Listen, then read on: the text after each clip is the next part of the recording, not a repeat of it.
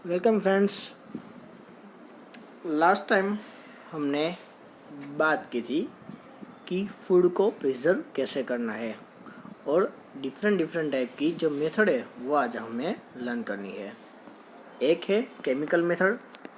Last time मैंने आपको बताया था कि जो पहली है वो बाज़ार में गई थी और आम अपने घर में रख दिए थे।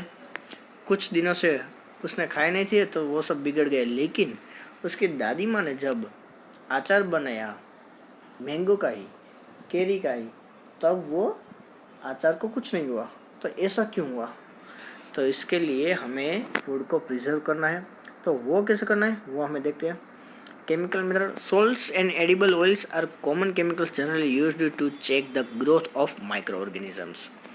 अब सबसे आसान तरीका क्या है कि हम सॉल्ट्स डालते हैं, एडिबल ऑयल्स डालते हैं। उसको जब भी हम कोई भी माइक्रो ऑर्गेनिज्म से जो ग्रो करते हैं तो उसको पहले उसका ग्रोथ स्टॉप करने के लिए ये हमें डालना पड़ता है। Therefore they are called preservatives. तो उसको बोलते हैं, जो हमने सॉल्ट्स और एडिबल ऑयल्स का जो यूज़ किया है तो उस सब्सटेंस को बोलते हैं प्रिजर्वेटिव्स। वी एड सॉल्ट और acid preservatives to pickles to prevent the attack microbes. जो भी माइक्रोब्स है तो वो जो अटैक करते हैं उसको स्टॉप करते हैं ये प्रिजर्वेटिव्स। तो हमें ये प्रिजर्वेटिव्स का यूज़ करना चाहिए। सोडियम बेंजोएट और sodium metabisulphite are common preservative. ये उसके दो नाम हैं जो हमें अच्छे से याद रखने हैं। There are also used in jams and squashes to check their spoilage. तो हमें याद ये हमें रिमेंबर है कि जो कोई भी फ्रूट्स है, जो जाम्स है, उसमें भी हम इसका इस्तेमाल कर सकते हैं और उनको स्पॉइल करने से हम स्टॉप कर सकते हैं। Preservation by common salt. अब जो नॉर्मल जो हम घर में यूज़ करते हैं तो उसका हम यूज़ कैसे करते हैं कि common salt has been used to preserve meat and fish for ages. जो मीट होते हैं, फिश होते हैं, तो उनको प्रिजर्व करने के लिए कॉमन सॉल्ट डाला जाता है। और जब उसको कवर किया जाता है तो क्या करते हैं, जो बैक्टीरिया का ग्रोथ होता है उसको स्टॉप कर देते हैं सॉल्ट के द्वारा। और salting is also used to preserve amla, raw mangoes. जो पके वाले होते हैं, पक जाते हैं, हम आमला होते हैं, तो उनको प्रिजर्व करने के लिए भी सॉल्ट को हमें यूज़ करना चाहिए। Preservation bye sugar. हम शुगर के द्वारा भी उसको प्रिजर्व कर सकते हैं। जाम से, जेली है, स्क्वेशिस है, तो वो सभी हम बाय शुगर हम उसको प्रिजर्व कर सकते हैं। Sugar reduces the moisture content which inhibits the growth of bacteria. जो बैक्टीरिया का फूड में ग्रोथ होता है वो उसको स्टॉप कर देते हैं। And the next one, preservation by oil and vinegar. Oil और विनेगर का जब हम उसको बैक्टीरिया को एटमॉस्फेयर में, एनवायरनमेंट में फैलने के लिए हम उनको रोक सकते हैं, ताकि वो जो पिकल्स होते हैं, जो अचार होते हैं, वो बिगड़ते नहीं है। तो हमें ऑयल का यूज़ करना चाहिए, विनेगर का यूज़ करना चाहिए। और vegetables, fruit, fish and meats are often preserve by this method. तो हम इस मेथड से वेजिटेबल्स है, फ्रूट्स है, वो सभी का हम प्रिजर्व कर सकते हैं। अब है हीट एंड कोल्ड टेम्परेचर। आपने भी देखा होगा घर में कि जब हम बाहर से मिल्क लाते हैं तो हम क्या करते हैं, उनको सबसे पहले हमारी जो मदर होती है वो उनको बॉईल करती है। तो बॉईल करने के साथ साथ क्या होता है कि जो माइक्रो ऑर्गेनिजम्स है वो सब मर जाते हैं, ताकि जो कोई भी अगर हम मिल्क हम ले तो बाद में हमें कोई तकलीफ नहीं होती है, कोई मुश्किल नहीं होती है। You must have observe your mother boiling milk before it is stored और यूज्ड।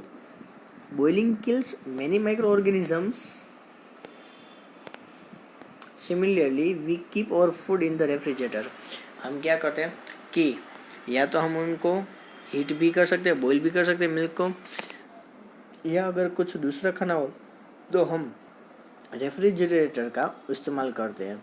क्योंकि जब लो टेम्परेचर होता है तब भी माइक्रोब्स जो होते हैं हम उनको ग्रो नहीं करने देते हैं।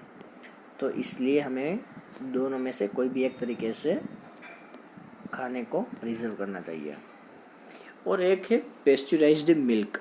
अब ये पेस्चराइज्ड मिल्क क्या है कि मान लीजिए कि अगर हम कोई मिल्क ले आए हैं और हमने उनको 15 या 30 सेकंड से हमने सिर्फ उसको हीट किया है, मतलब मान लीजिए कि आधी मिनट के लिए 30 सेकंड के लिए हमने उसको हीट किया और टेम्परेचर दे दिया बहुत सारा 70 अंश सेल्सियस, फिर उसको चिल्ड कर दिया और फिर उसको स्टोर कर दिया, तो उसके अंदर जो माइक्रोब्स थे उन सबको हमने किल कर दिया, उसका ग्रोथ हमने स्टॉप कर दिया। तो इस जो प्रोसेस है उसको बोलते हैं पेस्चराइजेशन। तो हमें ये याद रखना है कि पेस्चराइजेशन किसको बोलते हैं।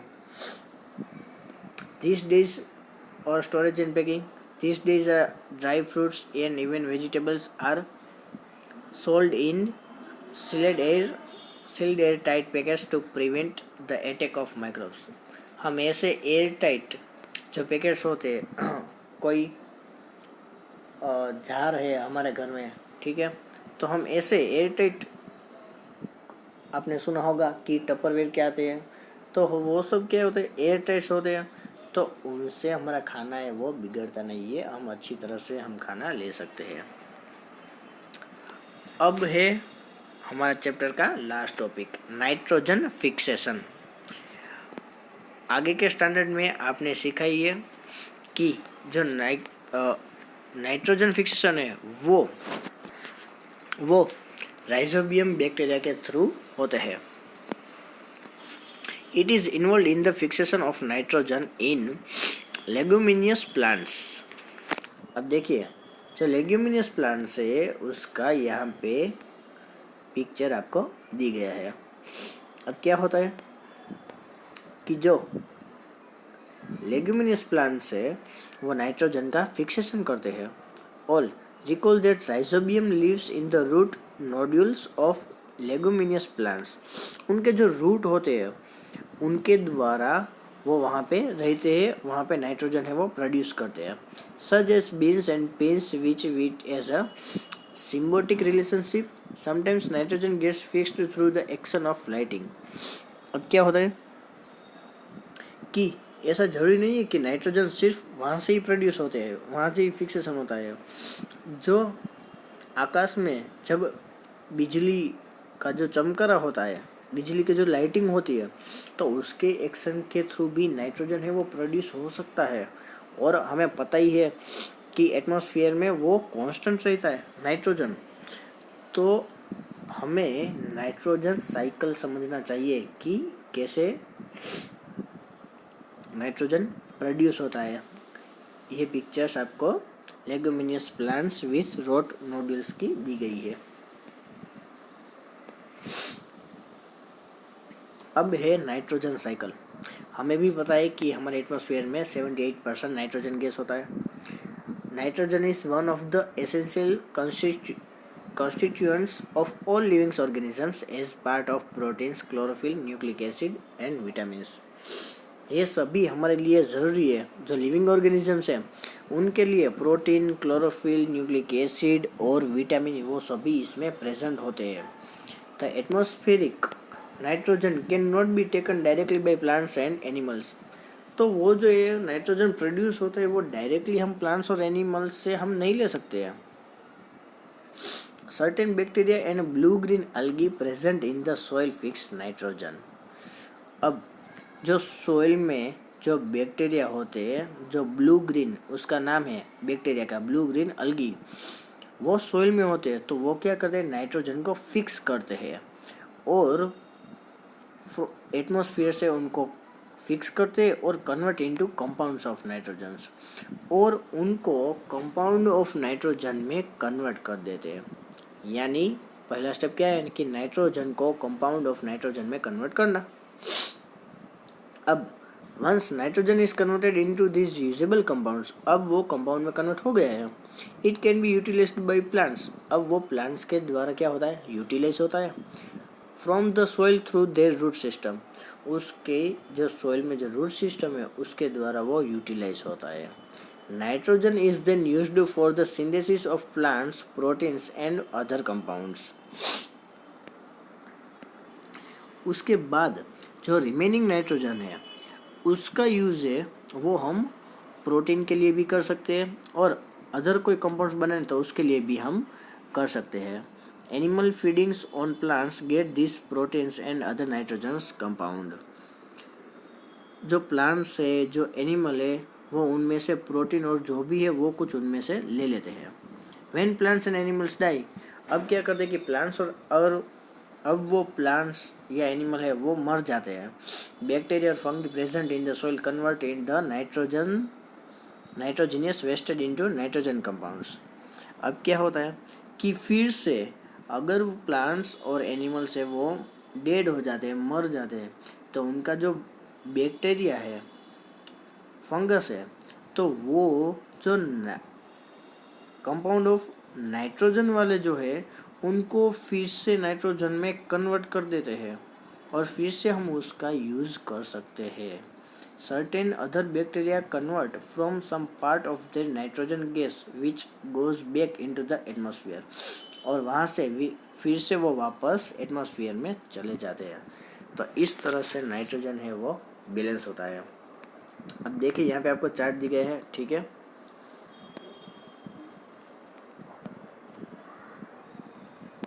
यहाँ पे देखिए इस चार्ट में एटमॉस्फेरिक नाइट्रोजन।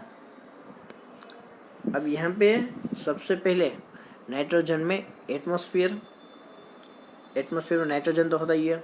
फिर उसके बाद उसके दो माध्यम है, एक तो लाइटिंग है उसके द्वारा वो प्रोड्यूस होता है, और एक है कि जो नाइट्रोजन फिक्सिंग होता है एटमॉस्फेयर के हिसाब से, तो वहाँ से भी उसके जो बैक्टीरिया है वो नाइट्रोजन को प्रोड्यूस करते हैं। अब क्या होता है कि यहाँ पे जो बैक्टीरिया है in turn fix nitrogen into nitrogen compound. जो नॉर्मल बैक्टीरिया है उनको बैक्टीरिया है वो नाइट्रोजन कंपाउंड में उनको कन्वर्ट करते हैं, और यहाँ पे जो लाइटनिंग उसके हिसाब से जो नाइट्रोजन प्रोड्यूस हुआ है वो डायरेक्टली कहाँ जाते हैं, सॉइल में चले जाते हैं। अब जो सॉइल में चले गए वो अब कौन यूज़ करते हैं, प्लांट से, वहाँ से वो नाइट्रोजन ले लेते हैं, और फिर वो प्लांट्स को कौन खाते हैं, एनिमल्स प्लांट्स को ले लेते हैं, और फिर nitrogenous waste from excretion and death, और फिर उसका जो वेस्ट है वो सब क्या है, डेथ हो जाता है, तो वो वापस कहाँ चला जाता है, सॉइल में चला जाता है। और फिर से बैक्टीरिया जो nitrogen of compound of nitrogen है उनको फिर से गैसियस नाइट्रोजन में कन्वर्ट कर देते हैं, और वो फिर से एटमॉस्फेयर में चला जाता है।